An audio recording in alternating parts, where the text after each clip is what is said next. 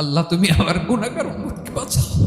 বিশ্বনবী পাগলের মতো একবার হাউজে কাউসারে যাবেন, একবার সিরাতে যাবেন, একবার পুলসিরাতের দিকে, একবার হাউজে কাউসারের দিকে পাগলের মতো দৌড়াতে থাকবেন, তার কোনো গুনাহগার উম্মত যাতে জাহান্নামে ঢুকে না যায়। সেদিন কেউ সুপারিশ করতে পারবে না বিশ্বনবী ছাড়া। কিয়ামতের ময়দানে ওই বিভীষিকাময় সময়ে মুসিবতের কালে মানুষগুলো পাগল হয়ে বিশ্বনবীকে খুঁজতে আরম্ভ করবে। সবাই মিলে বিশ্বনবীর কাছে যেয়ে বলবে, ইয়া রাহমাতাল লিল আলামিন, ইয়া খাতামান নবীন, রাহমাতাল লিল আলামিন। দেখেন আমাদের কি অবস্থা, কি কঠিন বিপদে আমরা আছি, দাঁড়াতে পারি না, সূর্যের আলোতে ঘেমে হয়রান। আজকে কেউ সুপারিশ করতে পারবে না।